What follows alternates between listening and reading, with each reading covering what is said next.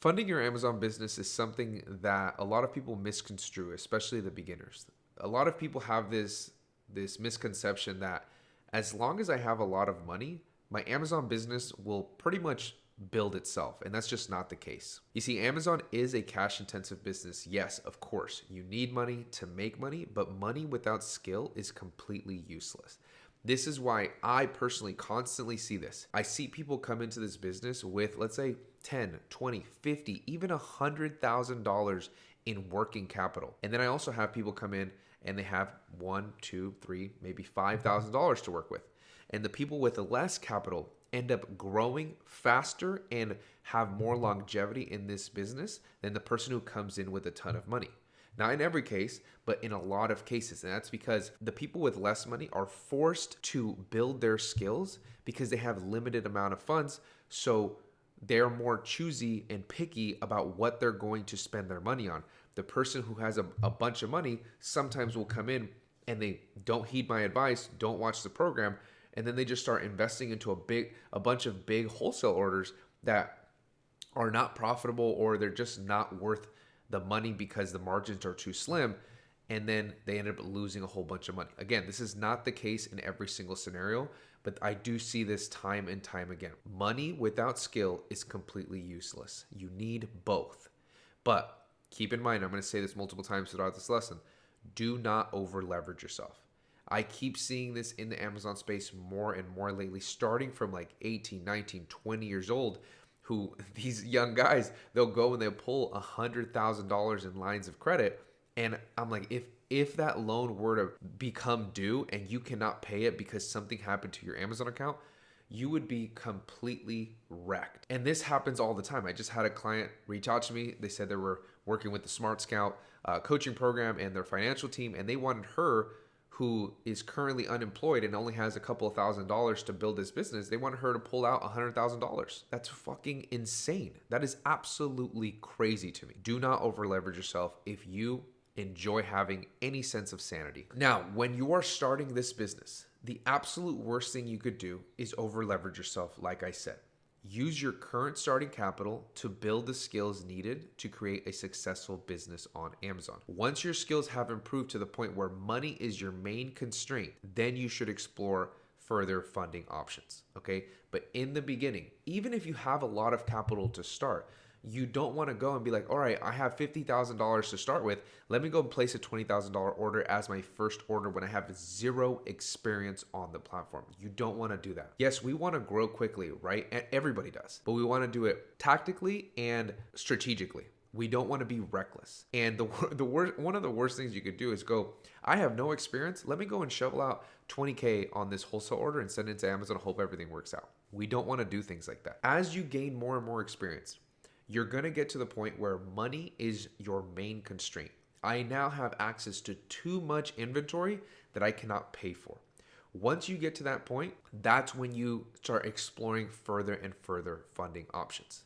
Now, I'm going to go over a couple of different ways to fund your business, some less risky than others, and which ones are my most favorite. But throughout the whole lesson, the theme is do not over leverage yourself to such a point where you, if it came due, you would have no ability to pay for it. Now, can you over leverage yourself? Yeah, to some degree, right? If let's say you have $5,000 in working capital and you want to pull out, a $10,000 credit card, or let's say you have 10K and you want to pull out 20K.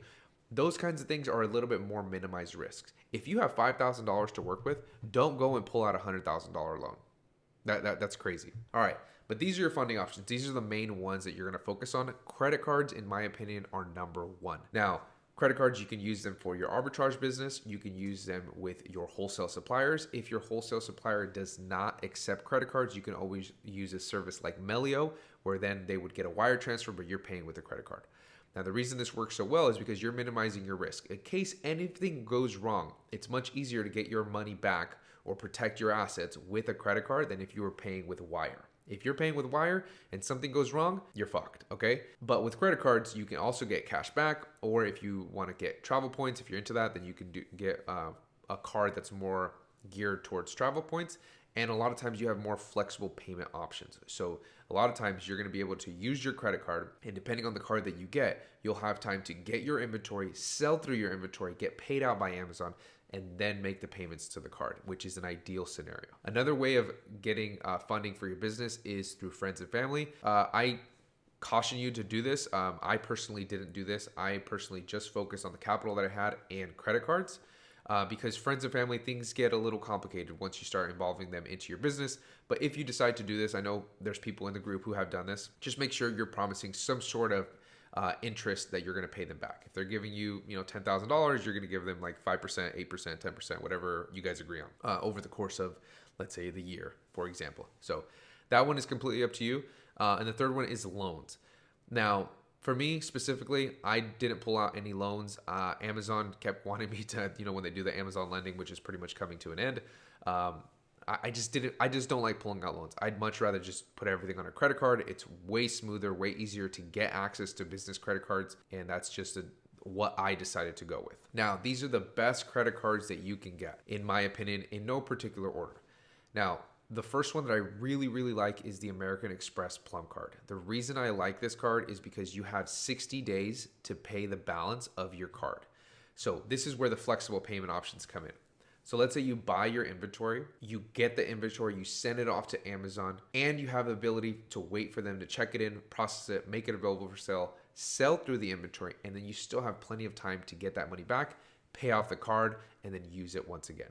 If you pay off this card early, you get 1.5% cash back, which is a bonus too. But for me personally, it's not even for the cash back. It's just for the flexible payment option. Now, the second one is the American Express Blue Business Cash. Pretty much anybody's going to be able to get approved for this one, but you're going to have more of a hard limit like you will with most of these cards, unless you're getting something like the American Express Business Gold, which is more of a scaling card. You're going to have access to much more capital. But again, only use the amount of capital that you feel comfortable with. If things were to go wrong, you would be able to come and make the payment, right? So that's American Express Business Gold.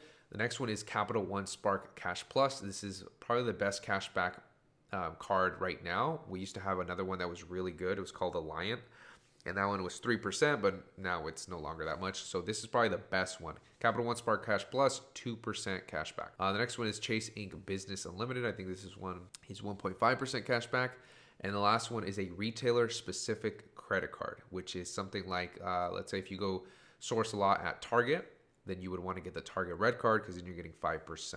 Some of these will have an annual fee, so I'll go ahead and link these down below so that you guys can take a look and see which one fits best with your business. But as far as funding your Amazon business, these are the ones that I recommend the most. But the biggest thing that I recommend, like I've already said, is work on your skills. A lot of people forget that the business of Amazon and selling on the platform and finding profitable inventory, building these relationships, doing all of these things, these are skills that we are developing. We need to develop those skills first. I'm not saying don't go get a credit card and have that handy ready to go, because if you really dedicate some time to this business, you're going to develop those skills very quickly. And then if you already have access to cash, okay, now we can just keep circulating that cash and growing more and more of our business. Just again, guys, do not over leverage yourself. Please only leverage yourself to a degree that you feel comfortable. All right. But that's funding your Amazon business. Hopefully you guys found this video helpful. Again, I'll leave these linked down below so you guys can do further research for which card is going to fit best with your business.